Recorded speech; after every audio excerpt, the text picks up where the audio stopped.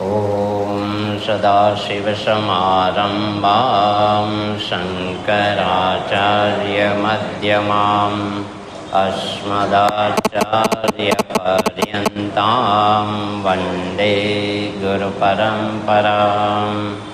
श्रुतिस्मृतिपुराणानाम् आलयं करुणालयं नमामि भगवत्पादं शङ्करं लोकशङ्करं शङ्करं शङ्कराचार्यं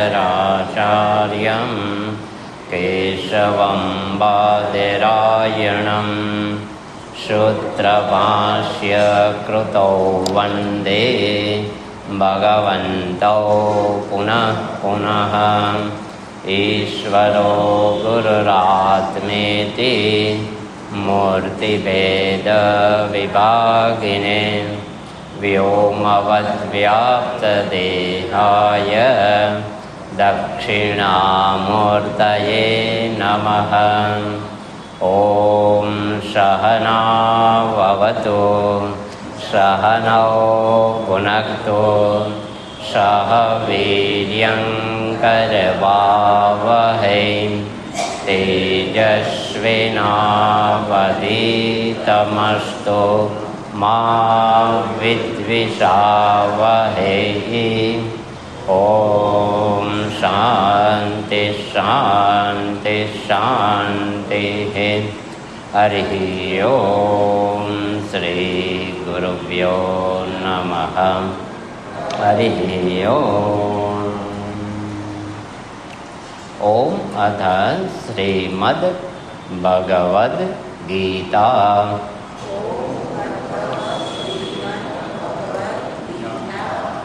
अथ ध्यानम्। ॐ पार्थाय प्रतिबोधितां भगवता नारायणेन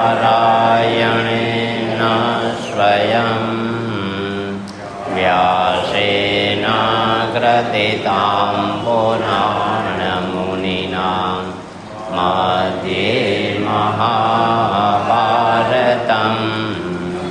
अद्वैतामृतवर्षिणीं भगवतीम् अष्टादशाध्यायिनीम् त्वामनुसन्दधामि भगवद्गीते तद्वेषिणीम्। यं ब्रह्मा वरुणेन्द्ररुद्रमरुतः स्तुन्वन्ति दिव्यैस्तवैः वेदैशाङ्गपदक्रमोपनिषदैः गायन्ति यं सामगाः। ध्यानावस्थिततद्गतेन मनसा पश्यन्ति यं योगिनः यस्यान्तं न विदुर्सुरासुरगणाः। देवाय तस्मै नमः देवाय तस्मै नमः। ॐ श्री परमात्मने नमः।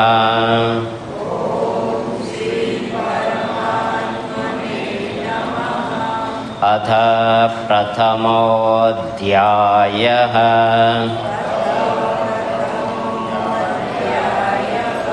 अर्जुन विषादयोग। धृतराष्ट्र उवाच धर्मक्षेत्रे कुरुक्षेत्रे समवेतायुयोत्सवः मामका पाण्डवाश्चैव किमकुर्वत सञ्जय। सञ्जय उवाच પાંડવાનીકમ વ્યુઢં દુર્યોધનસ્તદા આચાર્યમુપસંગમ્ય રાજા વચનમબ્રવીત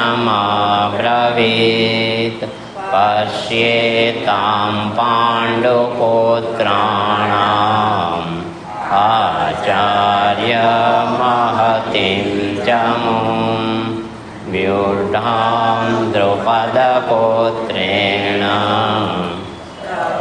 શિષ્યેણ ધીમતા અત્ર શૂરા મહેશ્વાસાઃ ભીમાર્જુન સમાયુધી યુયુધાનો વિરાટશ્ચ દ્રુપદશ્ચ મહારથઃ.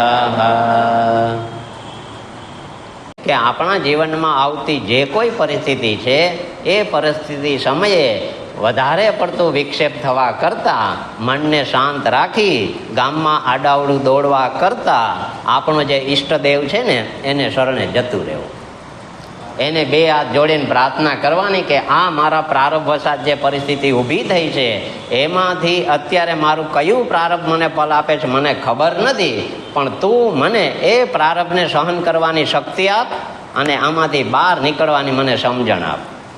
આના સિવાય બીજો કોઈ ઉપાય નથી. જેટલે દોડવું એટલા દોડી લેજો. ડૉક્ટરો, વકીલો, એન્જિનિયરો કે પછી ભુવા, ભરડા, જ્યોતિષ, તાંત્રિક એ પરિસ્થિતિમાંથી બહાર કોઈ હિસાબે કાઢી નહીં શકે. કેમ કે આપણા કરેલા કર્મોનું ફલ છે.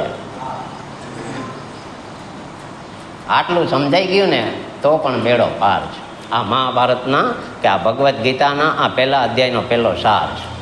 આટલું એક પકડાઈ ગયું ને તો એ પહેલા અધ્યાયનો સાર મળી ગયો, પૂરું થઈ ગયું. એટલે બીજા અધ્યાયમાં કહે છે કે એક જ કામ કરવાનું, શિષ્યસ્તે આમ સાધિમામ તો આમ પ્રપન્નમ. ભગવાન હું તમારો શિષ્ય છું, હું કાંઈ જાણતો નથી, હવે તમે જેમ કહો એમ હું કરવા તૈયાર છું. કે ભાઈ મારે આ પરિસ્થિતિમાંથી બહાર કેમ નીકળું એના માટે સમજણ આપો, વિવેક આપો. વાત પતી. કામ થશે થશે ને થશે. બહુ મહત્વનું છે. ઠીક છે, વ્યવહારિક ઉપાય છે 100% કરવા જોઈએ, પણ વ્યવહારિક ઉપાય જે છે એ વર્તમાન પરિસ્થિતિ જે ઊભી થઈ છે એ આપણા પાછળ કરેલા કર્મોનું ફલ છે. એટલે એ થઈ તો ચૂક્યા જ છે.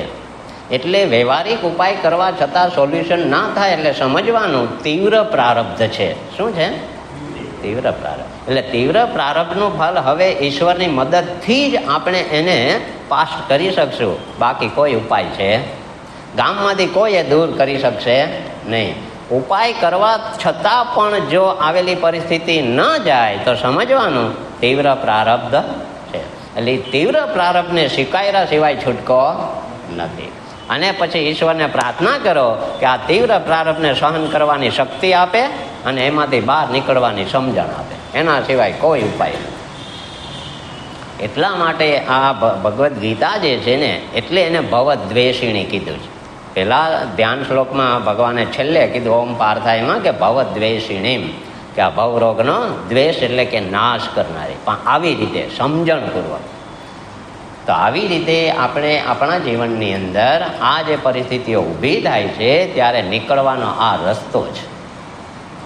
એટલે આમાંથી બોધ કે આમાંથી સંદેશ કે આદેશ કે ઉપદેશ આ લેવાનો છે આપણે કે ભાઈ અર્જુને જે પ્રમાણે ઈશ્વરની શરણાગતિ સ્વીકારી વિકટ પરિસ્થિતિમાં, એમ આપણે પણ આપણા પ્રારબ્ધના ફલ ભોગવવા માટે જે પરિસ્થિતિ ઊભી થાય અને અસહ્ય લાગે કે એની કોઈ સમજણ ના પડે કે આમાંથી બહાર કેમ નીકળવું, એક જ ઉપાય છે ઈશ્વર શરણાગતિ.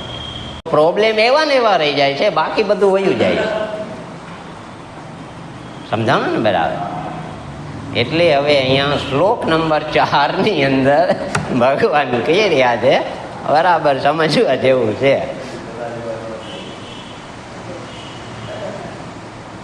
અત્ર શૂરા મહેશ્વાસાઃ. અહીંયા કોણ છે? ભીમા અર્જુન સમાયુધી યુયુધાનો વિરાટશ્ચ દ્રુપદશ્ચ મહારથઃ. તો ભગવદ્ ગીતાના પ્રથમ અધ્યાયની અંદર સંજય જ્યારે ધૃતરાષ્ટ્રને કંઈ સમજાવી રહ્યા છે, ધૃતરાષ્ટ્રે પૂછ્યું એટલે આ ચોથા શ્લોકની અંદર હવે કહે છે દુર્યોધન દ્રોણાચાર્યને કે અહીંયા તો આવા મોટા મોટા મહાશુરવીરો ઊભા છે સામે, એટલે હવે તમે ધ્યાન રાખજો. તેમાં ગઈકાલે આપણે યુયુધાન, પછી વિરાટશ્ચ. હવે કોનો વારો છે? વાહ, વેરી ગુડ. તમે હવે તો મહિલા બધાને ઓળખવા. બોલો કેમ? એ કે આ તો એ તો કેટલા વર્ષો પહેલા એ કે મહાભારત ખેલાઈ ગયું, અમે તો રોજ ખેલીએ છીએ, યાદ જ હોય ને. હવે અહીંયા ભગવાન વિરાટ જે છે તો વિરાટ નગર, વિરાટ રાજા, બે નામ એક જ છે. તો પણ વિરાટ છે એ રાજાનું નામ છે. કોનું નામ છે? અને એમના દેશનું નામ છે મત્સ્ય દેશ. કેવો દેશ છે? મત્સ્ય દેશ. પણ વિરાટ રાજાની ઉલ્લેખ જે છે એ જ્યારે પાંડવોનો છેલ્લો અજ્ઞાતવાસ હતો, 12 વર્ષ વનવાસ અને 1 વર્ષ અજ્ઞાતવાસ. એ અજ્ઞાતવાસની અંદર આ 5 પાંડવો અને દ્રૌપદી ક્યાં ગયા હતા? વિરાટનગરમાં, વિરાટ રાજાને ત્યાં. એટલે મત્સ્યનગરમાં વિરાટ રાજાને ત્યાં 1 વર્ષ સુધી ગુપ્ત વેશે રહ્યા હતા. આ તો ખબર છે બધાને કે નથી ખબર? તો આ વિરાટ રાજા જે છે એમણે પોતે આ 5 ને 6 ને હવે કયા ડ્રેસમાં હતા? એ ગુપ્ત વેશમાં હતા. એટલે ખબર નથી કે આ પાંડુ છે. એટલે એમને ખબર ન હતી, એટલે બધાને એને અનુસાર કામ સોંપી દીધા કે તમારે બધા હવે અમારા રાજ્યની અંદર આટલી સેવા કરવાની છે. તો દરેકને એમણે સેવા સોંપી દીધી. હવે એ વિરાટ રાજા જે છે એમણે સેવા સોંપી દીધી, બધા કામે લાગી ગયા. હવે બરાબર બધું ચાલે છે, કોઈને ખબર નથી કે આ પાંડવો છે. એ નગરમાં તો કોઈને ખબર નથી. પરંતુ આ જે વિરાટ રાજા જે છે એમને 2 પત્ની હતી. કેટલી? 2. એક સુરથા, એક પત્નીનું નામ હતું સુરથા, અને બીજી સુદેશણા. તો સુરથાના 2 પુત્રો અને સુદેશણાના 2 પુત્રો ને 1 પુત્રી. તો ઉત્તર અને ઉત્તરા એ 2 બીજી પત્ની જે હતા એમના દીકરો દીકરી હતા. અને આ જે સુદેશણા જે છે એમનો ભાઈ જે છે એનું નામ છે કીચક. એ અહીંયા વિરાટનગરના સેનાપતિ તરીકે એમને નિમવામાં આવ્યા છે. હવે એ જ્યારે સેનાપતિનું કામ કરતા હતા ત્યારે અહીંયા આ દ્રૌપદી સૈન્દ્રી કરીને ત્યાં સેવામાં હતા, રાણીના વાસમાં.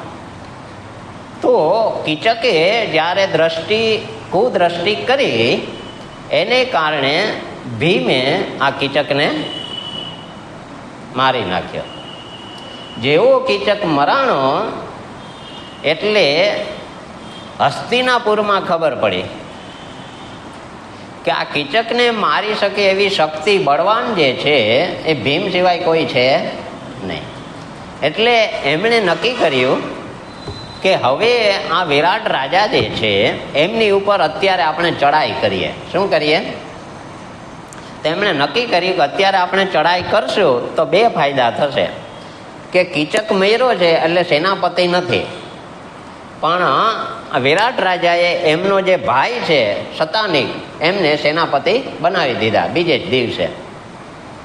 પણ આ લોકોએ નક્કી કર્યું કે હવે પાંડવોને પણ છતાં કરવા છે, અને વિરાટ રાજાની અત્યારે દુઃખ આવી પડ્યું છે કે અત્યારે જે ચિંતામાં છે એ દરમિયાન લડાઈ કરશું તો આપણે જીતી જશું. એટલે વિરાટ રાજાનું સૈન્ય, એની ધન સંપત્તિ, એનું રાજ પણ મળી જશે, અને આ પાંડવો છતાં થશે. એટલે વળી પાછો 12 વર્ષ એને વનવાસ દઈ દેશું. આવી લાલચાની આવી બુદ્ધિ કોણે વાપરી? બસ સમજાઈ ગયું ને? આ પોતાની બુદ્ધિનો ઉપયોગ કરે. આ વિચારવા જેવું છે. તો આને કહેવાય સ્વાર્થની બુદ્ધિ, ભોગ બુદ્ધિ, લાલચ બુદ્ધિ. તો આપણી હંમેશા બુદ્ધિ આવી જ હોય, લોભ અને લાલચ વાળી.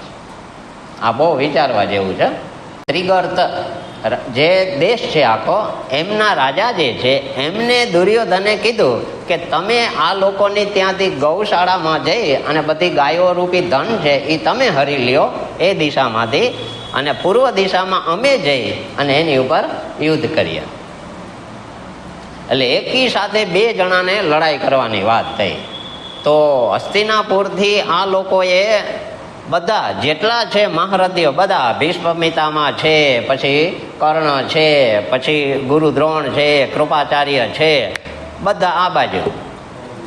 અને આ બાજુ જે છે ત્રિગર્તોના રાજા જે છે એ એનું આખું સૈન્ય લઈ અને વિરાટનગર ઉપરથી બે બાજુથી લડાઈ શરૂ કરવાના. તો હવે ત્રિગર્તો જે છે ત્યાંથી આવી અને આ લોકો ઉપર એવું ભીષણ યુદ્ધ કર્યું. તો ગોવાળો બધા ત્યાં રાજાને જઈને કહે છે વિરાટને કે આપણે ત્યાં સૈન્ય આવ્યું છે અને લડાઈ ચાલુ થઈ છે. ત્રિગર્તના રાજા સુશર્મા એમણે આપણી ઉપર યુદ્ધ કર્યું છે, તો જલ્દી કરો. હવે અહીંયા તો અત્યારે પ્રોબ્લેમ એ હતો કે એક તો કીચક જે છે એ મરાણો હતો, એટલે હવે એના ભાઈને શતાનિકને એમણે સેનાપતિ બનાવ્યા હતા. પણ હવે વિચાર કરે છે કે ભાઈ હવે યોદ્ધા ક્યાં લેવા જવા, સૈન્ય તો છે. એટલે યુધિષ્ઠિર જે છે આ વાત સાંભળી અને રાજા વિરાટ જ્યારે મૂંઝાણા ત્યારે યુધિષ્ઠિર છે ને કંક તરીકે, ત્યાં કયા તરીકે નામ હતું એનું, કંક તરીકે એ રાજાની સાથે રહેતા હતા. એની સાથે બેસે, ઉઠે, વાતોચીતો કરે, ચોપાટ રમે. તો એણે એવું કીધું કે હું મારા ગુરુ પાસેથી આ ધનુર્વિદ્યાની શિક્ષણ લીધું છે, તો મને આવડે છે યુદ્ધ કરતા. પછી એણે કીધું કે આ જે બલ્લવ છે ને આપણો, કોણ બલમ એટલે ભીમ, કે જે રસોઈયો એ પણ જોવો કેવો કદાગર છે, એ કે કદાવાર છે, ગદાવાર છે, કે એને એ કે આપણે લઈએ તો કે છે તાકાત વાળો, તો કીચકને તઈ તો માર્યો હોય નહીં કે. પછી છે બલ્લવ, પછી છે બૃહનલ્લા. તો હવે આ લોકોએ જે ઘોડારની અંદર નકુલ અને સહદેવને રાખ્યા હતા એ બલ્લવ તરીકે. તો કે આ બે કે છત્રીનું ખંભા હોય એવાથી કે વિરાટ રાજા કે મને દેખાય છે કે આને લઈએ તો કેમ, તો કે હું એ તો કહું છું કે એને લઈ લ્યો. હવે યુધિષ્ઠિર, ભીમ, નકુલ અને સહદેવ, અર્જુન નથી ત્યાં. અર્જુનને એને ઉત્તરને બેને ત્યાં રાખ્યા છે કે અમે સૈન્ય લઈને જાય છે.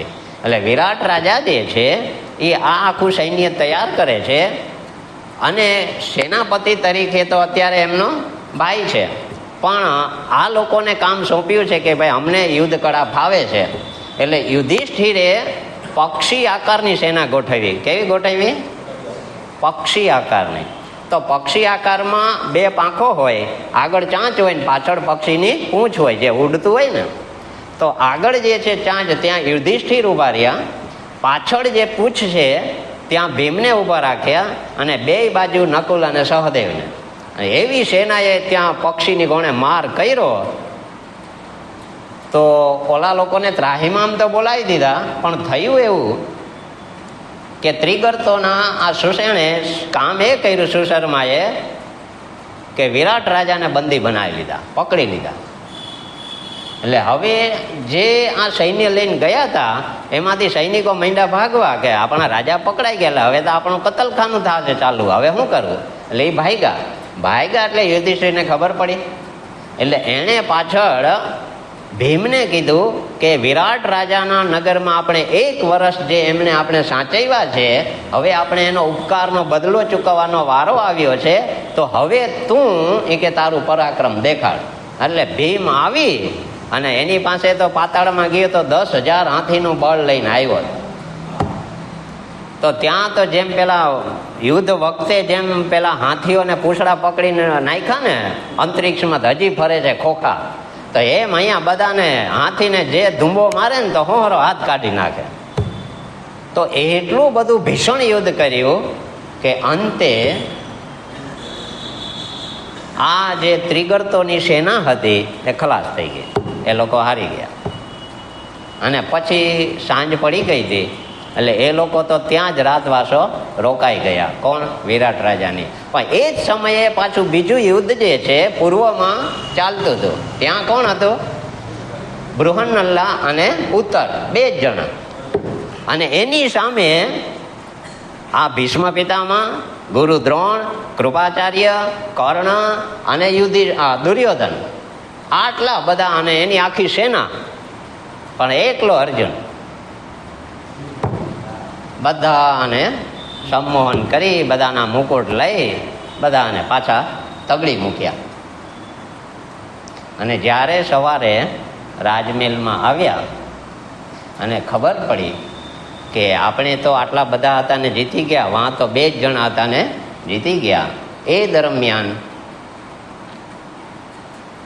રાજા વિરાટ અને યુધિષ્ઠિર ચોપાટ રમતા હતા.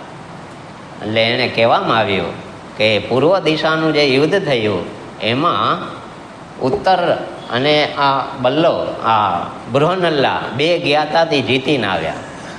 એટલે યુધિષ્ઠિરથી કહેવાય ગયું કે જ્યાં બૃહન્નલા હોય ત્યાં જીત જ થાય ને.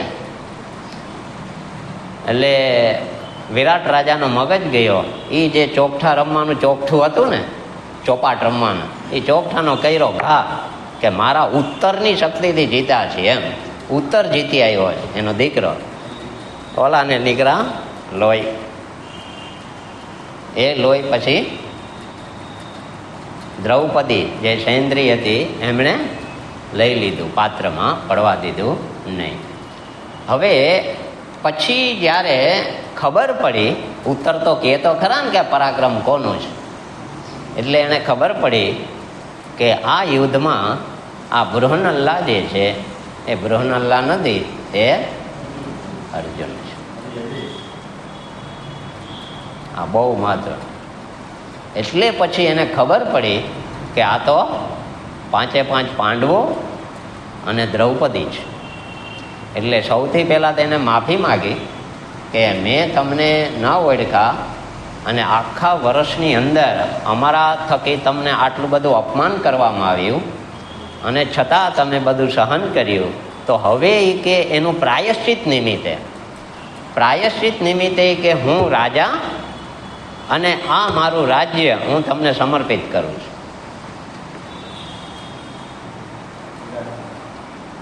વિરાટ રાજા સંપૂર્ણ એ કે રાજ્ય છે એ તમારું બધું. અને જે એમની ઉત્તરા હતી એને આ બૃહન્નલા નૃત્ય શીખડાવતા હતા. એ ઉત્તરાને એ કે હું તમારી સાથે, અર્જુનની સાથે લગ્ન કરવા માગું છું. પણ અર્જુને ના પાડી કે મારા એ શિષ્ય હતા, એટલે મેં એમને શીખડાવ્યું છે, શિષ્ય છે એટલે મારે પુત્રી થાય, એટલે હું એમની સાથે લગ્ન કરી શકું નહીં. હા, તમે દેવા જ માગો છો મને જ, તો મારા પુત્ર વધુ તરીકે મને આપો. આ બહુ મહત્વનું છે, વિચારવા જેવું છે. હવે આ થયું કાર્ય. એટલે હવે થયું એવું કે જ્યારે યુદ્ધ થયું મહાભારતનું, આ તો યુદ્ધ છે ને હતું ઓલાઓને પકડવા માટે, પણ ઉલટાનું દુર્યોધન બુદ્ધિ. શું ફળ મળ્યું? જાતે બધું નક્કી કર્યું ને કે આમ કરી નાખું ને તેમ કરી નાખું, શું પણ લાવ્યું? સમજાણું કે નહીં? આ બહુ મહત્વનું છે. એટલે વિચારવાનું કે આપણી બુદ્ધિથી ઉતાવળે કોઈ પગલાં ભરી લેવા નહીં. ઈશ્વરની વચમાં મદદ લેવી, એની કૃપાથી આગળ વધવું. આપણી મર્યાદિત બુદ્ધિનો બહુ જાજો ઉપયોગ કરવો નહીં. ક્યાં જે પરિસ્થિતિ વિકટ હોય ને ત્યાં, સામાન્યમાં વાંધો નથી, ત્યાં ચાલે. પણ વિકટ પરિસ્થિતિની અંદર ડિસિઝન શું લેવું, ત્યાં બુદ્ધિ ના ચાલે. ત્યારે ઈશ્વરની મદદ લેવી. જાતે બહુ પેલી માથાકૂટ કરવી નહીં. આ બહુ મહત્વનું. તો હવે અહીંયા જ્યારે યુદ્ધનો સમય થયો, તો એ સમયે વિરાટ રાજા, એમના પુત્રો, એમના ભાઈ બધા પાંડવો તરફ છે, બધું રાજ્ય, સૈન્ય બધું. પણ છેટ સુધી એ પણ લડાઈમાં જ છે. ખૂબ આ લોકોની સામે લડ્યા, કૌરવોની સામે.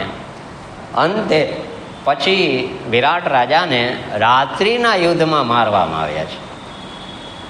દિવસના યુદ્ધમાં એ મરાણા નહીં, પછી જ્યારે સૈન્ય પૂરું થવા આવ્યું સામે પક્ષે, ત્યારે આ લોકોને ખબર પડી કે હવે આપણે જીતી શકીએ એમ નથી, એટલે હવે યુદ્ધના નિયમનો ભંગ કરો. એટલે રાત્રિ યુદ્ધની અંદર દ્રોણાચાર્ય છે એ આને પતાવી દે છે, એટલે કે એમનું શરીર શાંત કરી દે છે. તો હવે રાત્રિ યુદ્ધમાં જ મરાણા, બાકી મરાય એમ હતા નહીં. દ્રોણાચાર્ય પછી અંતે એમના પ્રાણ હરી લીધા. પણ અહીંયા હવે જે આ કથાનક થઈ આખી વિરાટ રાજાની, એમાં આવડી બધો આટલો ડ્રામા છે, એમાંથી આપણે શું લેવાનું? એ કે ફરીથી કયો.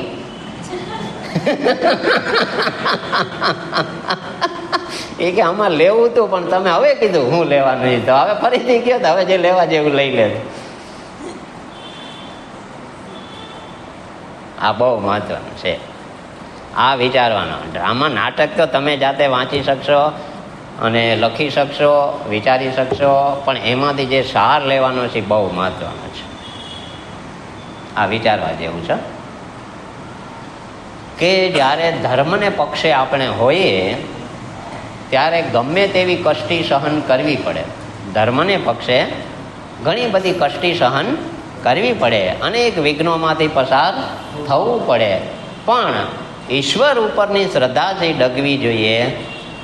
ભલે સમય લાગશે, ઈશ્વરને આપણી ઉપર કૃપા કરવા માટે આપણો પ્રારબ્ધ પૂરું ન થાય એટલો સમય લાગશે, પણ ત્યાં દેર છે, અંધેર નથી. આ બહુ મહત્વનું છે. તો આપણે શું છે, તાત્કાલિક રિઝલ્ટ જોઈએ છીએ. એ ભગવાન કે સમય પાયકા પહેલા મળે, તાત્કાલિક રિઝલ્ટ મળે. એક વખત આપણે દૂધની અંદર છાશના ટીપા નાખીને ભાઈ હલાવી દઈએ અને પછી થોડી વાર તપેલું હલાવીને ચેક કરીએ જાયમુક નહીં જામે, તો શું કરવું પડે? મૂકીને ગોટાઈ જવું જોઈએ. આપણે હલાઈ કર્યા જ રાખીએ, પછી દહીં ક્યાંથી થાય? રાબડું થાય પછી. તો એમ અહીંયા પણ આપણે વિચારવાનું છે કે અહીંયા જે ભગવાન આપણે આ જે જ્ઞાન જે છે એની અંદર આપણે ઈશ્વર ઉપર છોડી દેવું જોઈએ અને પછી યથાયોગ્ય પ્રયત્ન 100% કરીએ. પણ હજી ભગવાને સારું નથી કર્યું, એટલી બધી ઉતાવળ કરવી. સમય પાકશે એટલે જો શ્રદ્ધા અને વિશ્વાસ હશે ને તો ભગવાન કામ કરશે. વ્યવહારિક 100% ઉપાય કરવાના, જે જરૂરી છે ઉપાય કરો. ભલે આપણે આયુર્વેદ દવા જ ખાતા હોય, પણ જ્યારે અતિશય રોગ તીવ્ર ધક્કો મારતો હોય ત્યારે ટેમ્પરરી ઉપાય છે એલોપેથીથી એને કંટ્રોલ કરી લ્યો અને પછી પાછું આયુર્વેદ ઉપર આવી જાઓ.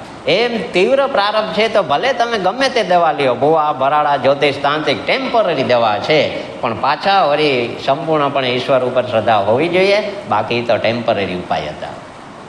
એટલે જો ઈશ્વરની ઉપર પૂરી શ્રદ્ધા હશે તો આ લોકોને આ 12 મહિનાની અંદર જે બધી પરિસ્થિતિમાંથી પસાર થવું પડ્યું, અંતે શું ફળ મળ્યું?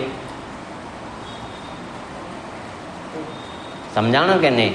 જેને શરણે હતા 5 6 6 એને શરણે આવી ગયા. સમજાણું કે નહીં? આવડું મોટું ઈશ્વર કામ કરે છે, તો પણ આપણી એટલી ધીરજ નથી, આપણી અંદર એટલી સહન શક્તિ નથી. નહીંતર હમણાં આપણું કામ થઈ જાય, વાર લાગે નહીં. સમજાણું બરાબર? નંબર 1. નંબર 2 કે જ્યારે કોઈએ પણ આપણી ઉપર ઉપકાર કર્યો હોય, તો જેમ કે આ 5 6 6 5 પાંડવને દ્રૌપદી ઉપર આ લોકોએ ઉપકાર કર્યો અને રાખ્યા, બધી રીતે એને કામ આપ્યું જેને જે માગ્યું એ. તો જેણે આપણી ઉપર આપણા જીવનની અંદર ઉપકાર કર્યો હોય નાનામાં નાનો, એનો ઉપકારનો બદલો ક્યારે ભૂલવો? કારણ કે આ વ્યવહાર છે, આ બહુ મહત્વનો અને આ ધર્મની વાત છે.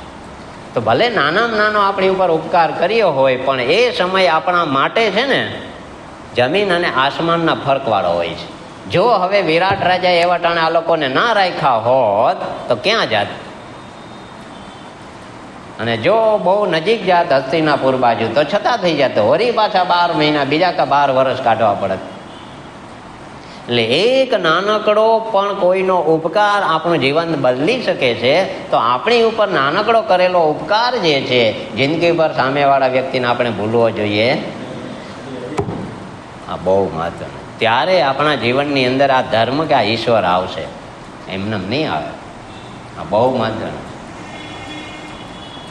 અને વિચારવાનું કે જ્યારે જ્યારે ધર્મની આપણી જીવનની પદ્ધતિ હોય અથવા તો ધર્મમય જીવન જીવતા હોય ત્યારે કંઈક ને કંઈક તો અંદર વિઘ્નો આવવાના જ.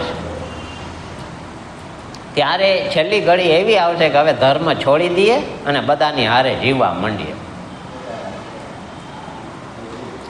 આવી સ્થિતિ આવશે મનની કે ભાઈ આખી દુનિયા આટલા બધા કુકર્મો આટલા અધર્મો કરે ને સુખી છે, તો આપણે ધર્મની પૂંછડી પકડીને બેઠા ને દુઃખી થઈ મૂકો પૂડો. આવું જ્યારે અંદરથી આવે ને ત્યારે સમજવાનું કે હવે દુર્યોધન કામ કરવાનું ચાલુ કરશે.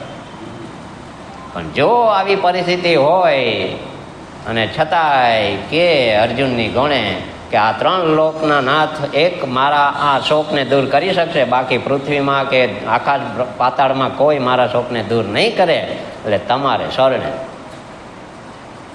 કારણ કે આમે જવું જ છે ને એક દિવસ. ગમે એટલી માથાકૂટ કરશું તો જીવવાના છે. આજ નહીં તો કાલ જવાના કે નહીં? જવાના જ છે. તો પછી ઈશ્વરને શરણે લઈને કેમ ના જઈએ?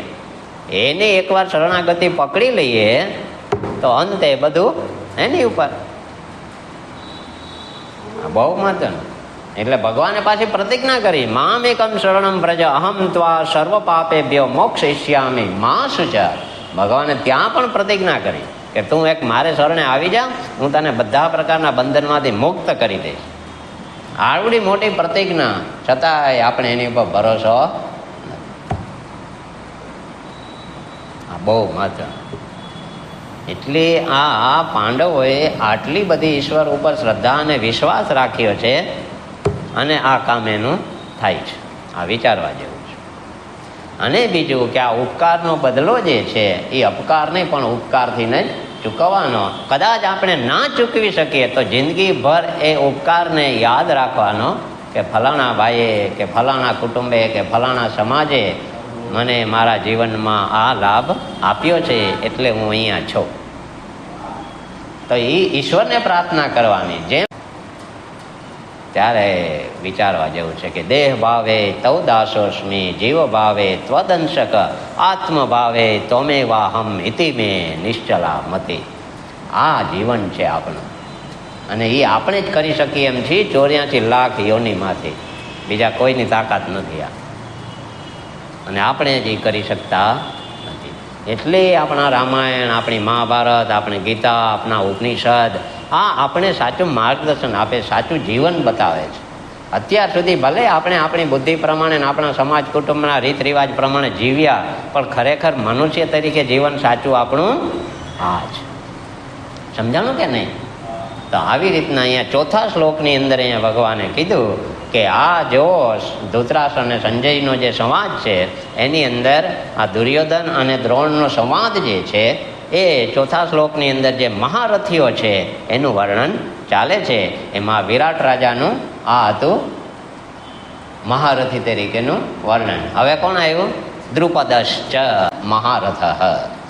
હવે આ મહારથી જે છે એમાં કોનું નામ છે? દ્રુપદ. આ દ્રુપદ રાજા જે છે એ કોના દીકરા છે? પૃષદ રાજાના. કોના? સમજાઈ ગયું કે નહીં? ઓકે.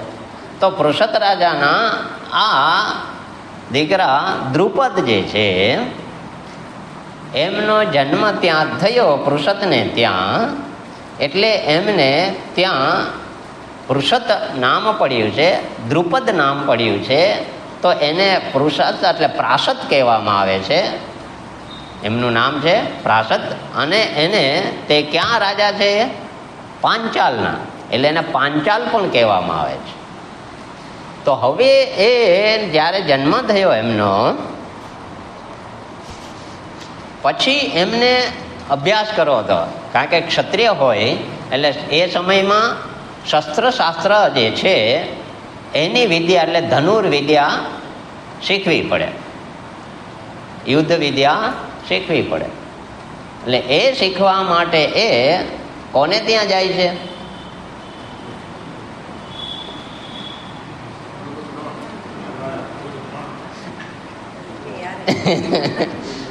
ગુરુ દ્રોણના પિતા ભારદ્વાજ મુનિ જે છે ત્યાં એ આ શિક્ષણ લેવા જાય છે, ધનુર્વિદ્યા ભણવા.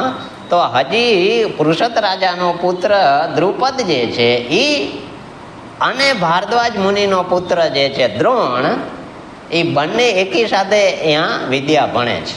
કોની પાસે? ભારદ્વાજ પાસે. ભારદ્વાજ જે છે એ દ્રોણાચાર્યના પિતાજી છે. ઓલો એની જ પાસેથી શીખે છે. કોણ? દ્રોણ. પણ આ પૃષદ છે એ ત્યાં ભણવા આવે છે, વિદ્યા શીખવા આવે છે. એટલે બંને છે એક જ ગુરુના શિષ્ય થયા, એટલે ગુરુભાઈઓ થયા. એક જ એને ક્લાસમેટ કહેવાય. કેવા કહેવાય? અત્યારે આપણે બધા કોણ છીએ? ક્લાસમેટ છીએ બધા. એક જ સરખા એક જ અભ્યાસ કરીએ. તો એ જે ક્લાસમેટ હતા બંને, પછી ધીમે ધીમે એમને ધનુર્વિદ્યા શીખી લીધી બંને. પછી ભારદ્વાજ મુનિએ દક્ષિણા માગી. શું માગ્યું? પણ હવે આ દ્રોણ જે છે એ તો ભારદ્વાજ મુનિનો પુત્ર છે.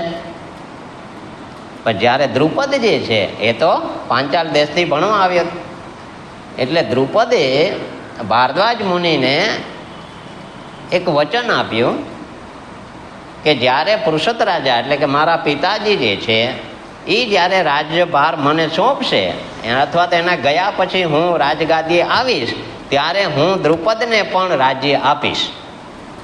દ્રુપદને પણ હું, આ દ્રોણને પણ હું રાજા બનાવીશ, એવું એણે એમના પિતાને કીધું. હવે એ વાત થઈ ગઈ અને વર્ષો વીતી ગયા. પછી પૃષત રાજાનું કાળ કરે અવસાન થયું અને આ દ્રુપદ જે છે એ રાજા બન્યા. આ બાજુ ગુરુ દ્રોણ જે છે એ હજી દ્રોણાચાર્ય નથી બન્યા, હજી દ્રોણ જ છે. અને ભારદ્વાજ મુનિ જતા રહ્યા. તો આ દ્રોણ જે છે કૃપી સાથે એમના લગ્ન થયેલા.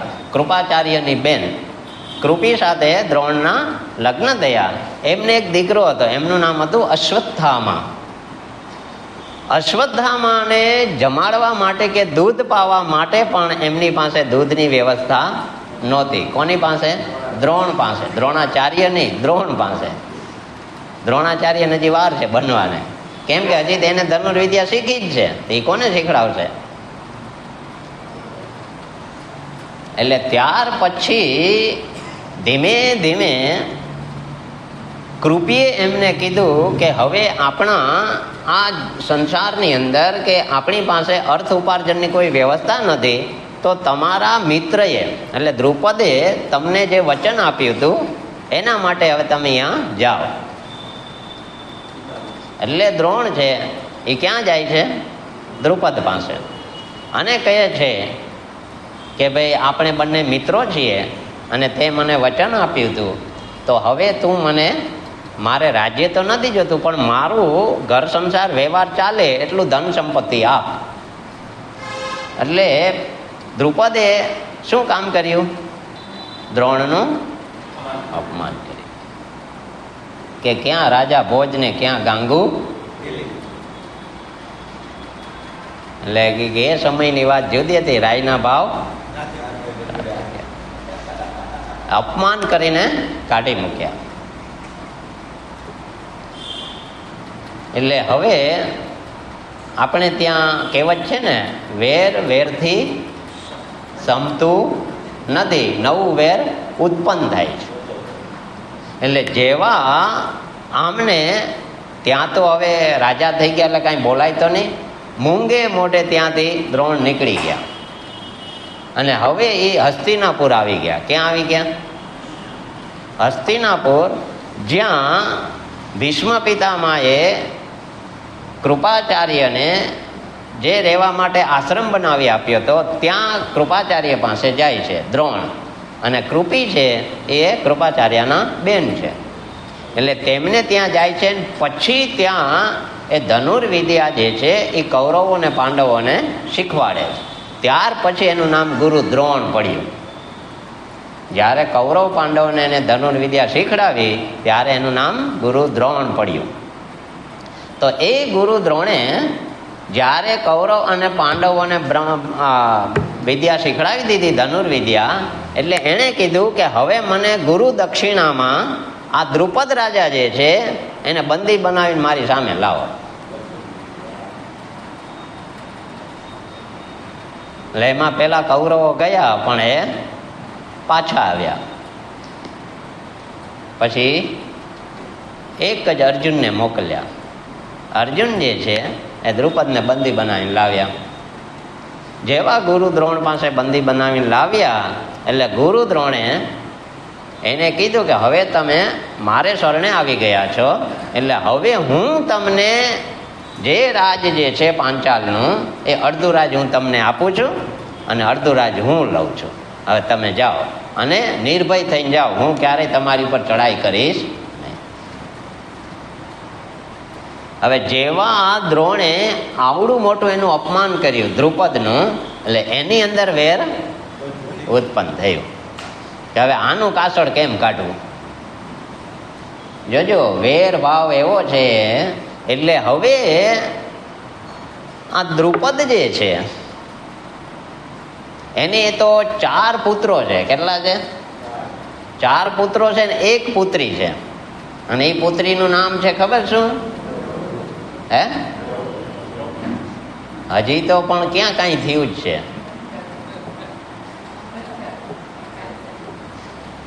4 પુત્રો ને 1 પુત્રી. એમાં 4 પુત્રોમાં 1 પુત્રી જે છે એમનું નામ શિખંડી છે. શું છે? ભારે ઘરી થઈ માતા કર. આ મહત્વનું છે. એટલે હવે જ્યારે આ તો એને છે જ અત્યારે કોની પાસે? દ્રુપદ પાસે. પણ જ્યારે આનું વેર લેવાનું થયું ત્યારે દ્રુપદે યજ્ઞ કરાયો, પુત્ર કામેષ્ટી યજ્ઞ. શું કર્યો? યાજ અને ઉપયાજ નામના 2 બ્રાહ્મણો પાસે પુત્ર કામેષ્ટી યજ્ઞ કરાયો અને એમાં સંકલ્પ રાખ્યો હતો કે ગુરુ દ્રોણની હત્યા કે મારી શકે એવો પુત્ર જોઈએ છે. કોણે યજ્ઞ કર્યો? દ્રુપદ રાજાએ. એટલે હવે એને જે પુત્ર કામેષ્ટી યજ્ઞ કર્યો એ યજ્ઞ વેદીમાંથી એક આ ધનુષ અને ચર્મ સહિત પ્રગટ થયો, જેનું નામ છે દૃષ્ટદ્યુમ્ન, જે દ્રુપદને મારવા માટે તૈયાર થયો. અને એની સાથે એક સ્ત્રી એટલે કે આવી જેનું નામ છે દ્રૌપદી. સમજાણું? દ્રૌપદી જે છે એ યજ્ઞમાંથી પ્રગટ થયા અને આ દૃષ્ટદ્યુમ્ન પણ યજ્ઞમાંથી પ્રગટ થયા. કોણે કર્યા? દ્રુપદ રાજાએ. કેવી રીતે? પુત્ર કામેષ્ટી યજ્ઞ કરીને. શેના માટે યજ્ઞ કર્યો? સમજાય ને કઈ નહીં. અંતે શેના માટે આવડું મોટું કામ કર્યું? બસ સમજાણું કે નહીં?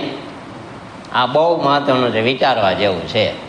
મહેનત તો કરી, મનુષ્ય શરીરમાં એણે મહેનત તો કરી, પણ શેના માટે કરી?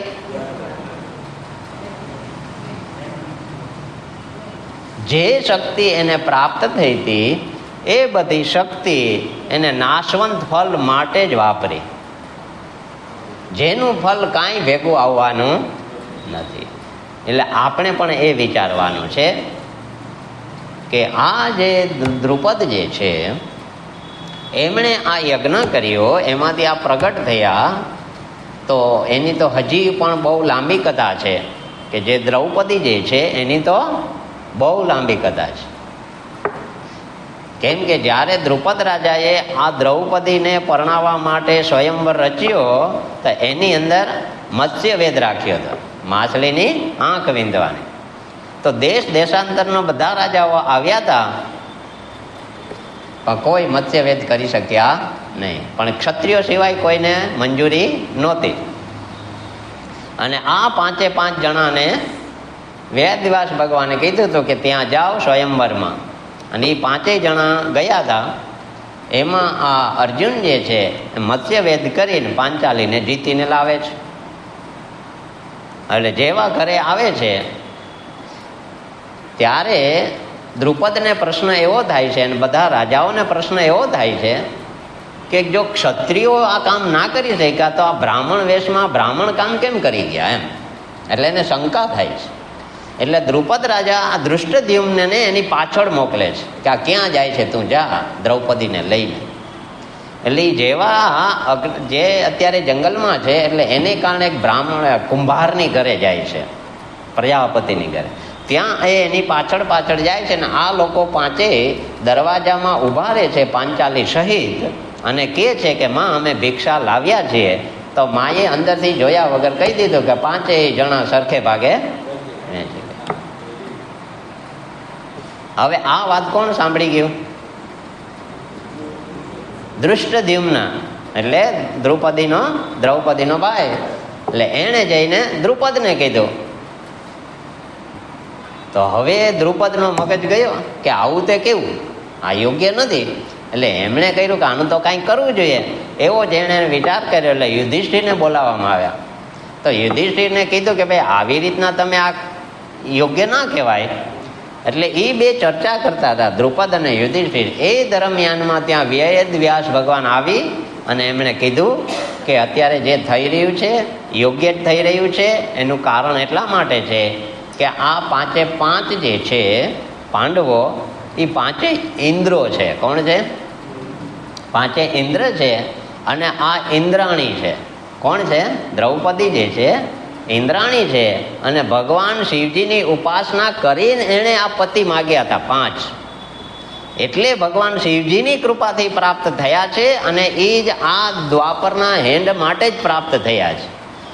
એટલે જ્યારે ભગવાન વેદવ્યાસે આ વાત કરી ત્યારે દ્રુપદ જે છે એ વાતને સ્વીકારે છે કે ભાઈ અત્યારે તમે એનો વિરોધ ના કરો. આ જે થઈ રહ્યું છે એ આ જે અત્યારનો કાળ જે છે એ પૂરો થઈ રહ્યો છે, એના માટે યોગ્ય જ વ્યવસ્થા છે. ત્યાર પછી એ વાતને સ્વીકારે છે. તો આવી રીતના આ જે છે દ્રૌપદીનું જે કાંઈ ઉત્પત્તિ જ્યાં ત્યાં સ્થિતિ એ પણ આપણને આ શાસ્ત્ર દ્વારા સમજવાનું. ત્યાર પછી આ દ્રુપદ રાજા જે છે શું કરે છે?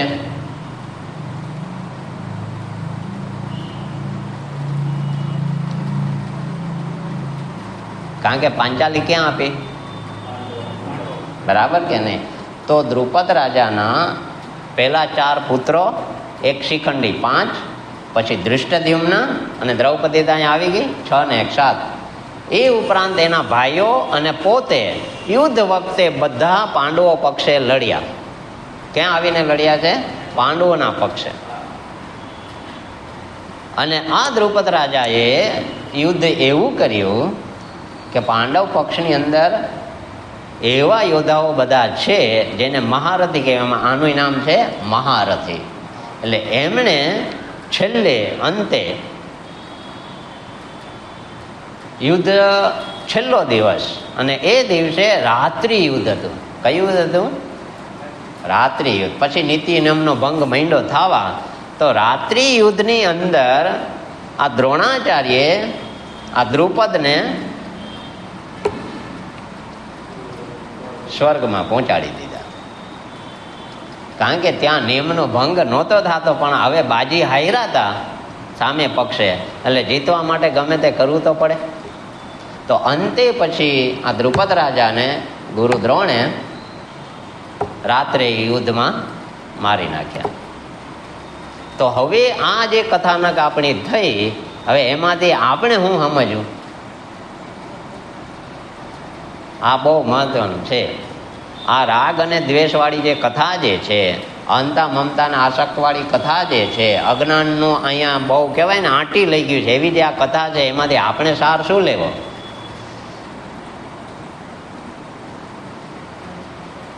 તો સૌથી પહેલું એ છે કે આપણી પાસે જે શક્તિ ને સામર્થ્ય હોય ને, બરાબર વિચાર કરજો, આપણે ઈશ્વરે જે કાંઈ શક્તિ સામર્થ્ય આપ્યું હોય ને, ત્યારે આપણે માત્ર આજના દિવસનો જ વિચાર કરવાનો. કયા દિવસનો? કારણ કે જ્યારે દ્રુપદે કીધું હતું કે હું રાજા થાઈશ ત્યારે તને અડધું રાજ્ય આપીશ, હું તને રાજા બનાવીશ, તો ત્યારને એણે વાત કરી. પછી પરિણામ શું આવ્યું? સમજાણું કે નહીં? બસ આજે સવારે આંખ ખુલે તે રાત્રે આંખ વીંચાય ત્યાં સુધી આપણી પાસે ભલે ગમે તે ધન સંપત્તિ પુત્ર પરિવાર સત્તા માન પ્રતિષ્ઠા બધું છે, પણ ખુલ્લી આંખ પૂરતું જ છે. આંખ બંધ થઈ જાય પછી એ કાંઈ આપણે કામ આવવાનું. એટલે હવે કોઈને પણ કોલ આપતા પહેલા, સમજાણું? કોલ એટલે આ મિસ કોલ નહીં, વચન આપતા પહેલા આપણે એ વિચારવાનું છે કે મારા શરીરનો જ ભરોસો નથી, મારો પોતાનો ભરોસો નથી, તો હું બીજાને ક્યાંથી આશ્વાસન આપી શકું કે હું તને સુખી કરી દઈશ. એટલે આજના દિવસે મારાથી થાય એટલી 100% પ્રયત્ન કરી લેવાનો. બાકી કહેવાનું કે હું મદદ 100% કરીશ, પણ કાલે હઈશ તો. જો એને એવું ના કર્યું હોત ને તો આવડું યુદ્ધ ન થાત, આ બંને વચ્ચે આવડી માથાકૂટ થાત નહીં. અને નંબર 2, હવે એ તો દ્રુપદનો અને દ્રોણાચાર્યનો પ્રશ્ન હતો. હવે અહીંયા બે એકબીજા શું કરી રહ્યા છે? તો એમની પાસે જે શક્તિ છે અથવા તો હવે એની પાસે જે ધન સંપત્તિ કે જે કાંઈ દેવી સંપત્તિ છે એનો શેમાં ઉપયોગ કરે છે? એકબીજાનો નાશ કરવામાં, એકબીજાની હિંસા કરવામાં. સમજાણું કે નહીં? તો આપણે પણ એ વિચારવાનું કે આ માણસ શરીરમાં આપણે આવ્યા છીએ તો આપણે પણ ઈશ્વરે જે શક્તિ આપી છે એ બીજાનો નાશ કે બીજાની હિંસા કે બીજાને દુઃખ આપવામાં વાપરવું કે બીજાને સુખ આપવામાં.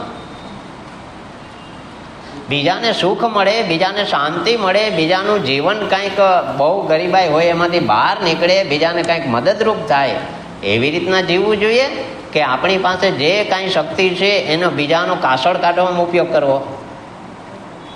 આ બહુ મહત્વનું છે. એટલે આ વિચારવાનું. આજે આપણને કુટુંબની અંદર, સમાજની અંદર જે એકબીજાના ટાંગા ખેંચીએ છીએ ને, એ આ ભાવને કારણે. આ વિચાર કરો કે આ સમજણ નથી શાસ્ત્રની કે આપણે દુરુપયોગ કરીએ છીએ આપણી બુદ્ધિનો કે આપણી શક્તિનો.